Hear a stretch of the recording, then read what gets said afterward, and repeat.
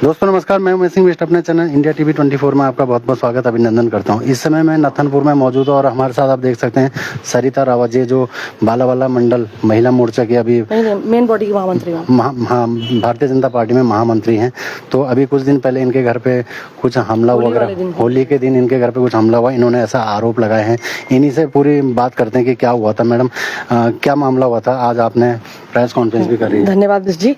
ऐसा हुआ कि होली के दिन हमारे यहाँ पे मेरे घर में मेरी खुद की जो देवरानी है, 6:10 की बात है, वो मैं अपने बच्चों के साथ ऊपर घर पर बैठी हुई थी, तो 5-6-7 महिलाएं लेके आई जो पूरा दारू के नशे में धुत थी। उन्होंने मेरे घर पे, आप पूरा वीडियो बनाइएगा कि उन्होंने कितनी तोड़फोड़ करी और मुझ पर जानलेवा हमला किया, मेरे बच्चों पर जानलेवा हमला किया। मैंने ऊपर का गेट लगा रखा था आधा, उसके बावजूद वो ट्रेसपास करने की कोशिश की गई।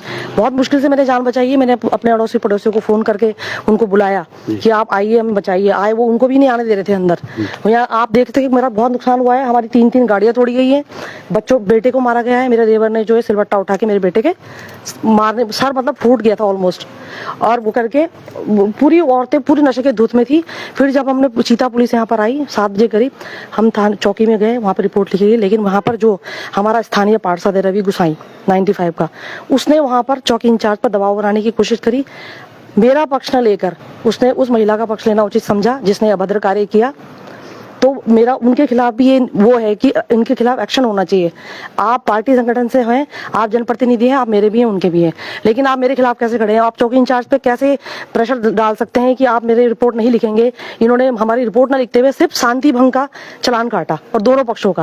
भाई मैं तो अपने घर में बैठी हुई थी, तो अटैक किसने किया मेरे घर पे? अब पुलिस बोलती है आप हमें बुला, अरे हम तो मर जाते, हत्या हो जाती, आप उसके बाद आते? बताइए। आप मेरे घर में पूरा देखिएगा, बताइएगा। और मैंने सोशल मीडिया में सारी वीडियो डाली है किस प्रकार से ये लड़ाई झगड़ा हुआ है, कैसे उन्होंने तोड़फोड़ करी है। अब वो महिला सोशल मीडिया में मेरे खिलाफ ही डाल रही है, मेरे पति मेरे बेटे के खिलाफ डाल रही है।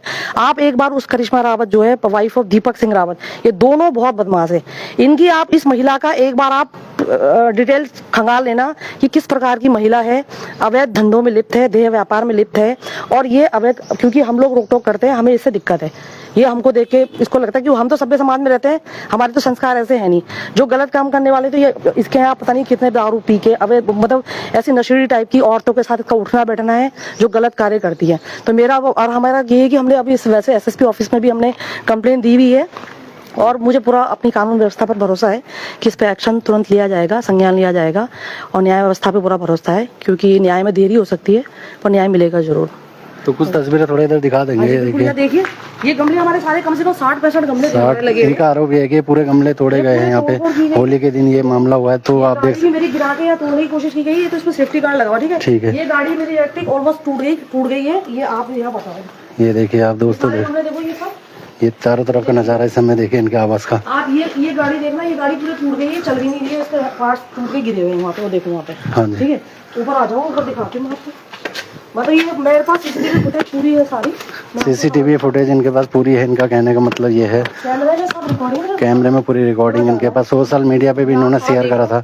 ये देख सकते हैं आप इस समय। आप किस तरह से तबाही मचाई गई है यहाँ पे। ये होली के दिन का मामला है। इनका आरोप ये लगाया गया है कि यहाँ देखिए पूरी यहाँ पे तोड़-फोड़ मचाई गई है। ये देखिए आप। मेरा बोलने का मतलब ये है कि हम सभ्य समाज में रहते हैं। मतलब इस तरह से अराजक तत्व, अगर मैं पार्टी की पदाधिकारी होकर अगर मेरे साथ ऐसा हो सकता है, तो आप सोच लीजिए कि आम लोगों के साथ क्या हो पाएगा। तो मैं तो ये चाहती हूँ इनके खिलाफ एक्शन होना चाहिए। वो जो महिलाएं थी जो लाई गई थी यहाँ पे, जो भी थी वो, उनको पकड़ा जाए, उनके खिलाफ एक्शन होना चाहिए, संगीन धाराएं लगनी चाहिए। इनको तो ऐसा होना चाहिए, नॉन अवेलेबल वारंट होना चाहिए इश्यू उनके खिलाफ, और इनको जो हाई कोर्ट से जमानत मिलनी चाहिए इन्हें। क्योंकि अगर इनको सजा नहीं मिली ना, ऐसा तो किसी के घर में कोई भी घुस जाएगा भाई साहब। किसी के घर में, मतलब कोई अंधेरी नगरी थोड़ी है कि आप किसी के घर में भी अटैक कर दोगे। बस मेरा यही है। और अपने मुख्यमंत्री जी से भी, हमारे एसएसपी साहब से भी, डीएम सबसे मेरा निवेदन है, हमारे सांसद जी से, कि भाई न्याय करेंगे मेरे साथ। और जो गलत हुआ है आप सब लोग के सामने साक्ष्य है। बाकी अब दूसरी पार्टी तो कुछ भी कहेगी, अपने बचाव के लिए तो हर कोई कुछ ना कुछ कहता ही है ना। तो मेरे सामने मैं तो सारे सबूत रख दिए आप लोगों के सामने, और अपनी लड़ाई मैं लड़ूंगी। और मुझे न्याय के लिए चाहे कुछ भी करना पड़े, मैं अपनी बात पे अड़िग रहूंगी और अपनी न्याय की लड़ाई जरूर लड़ूंगी। मेरा केस हो जाता अगर जो सांसद, जो हमारा प्रतिनिधि है, जो ये जनप्रतिनिधि पार्षद, अगर इसने वहां पर आकर चौकी इंचार्ज को दबाव ना बनाया होता ना, तो कार्रवाई हो जाती।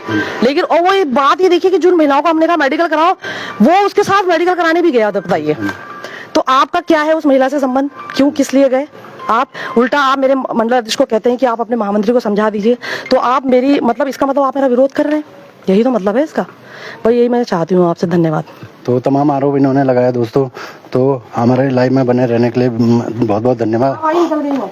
अब ये जांच का विषय है, बाकी ये तो पुलिस को ही तय करना कि किसकी इसमें गलती है क्या नहीं है, तो पुलिस विभाग ही तय करेगा इसमें कि किसकी है, जांच का विषय है। तो धन्यवाद।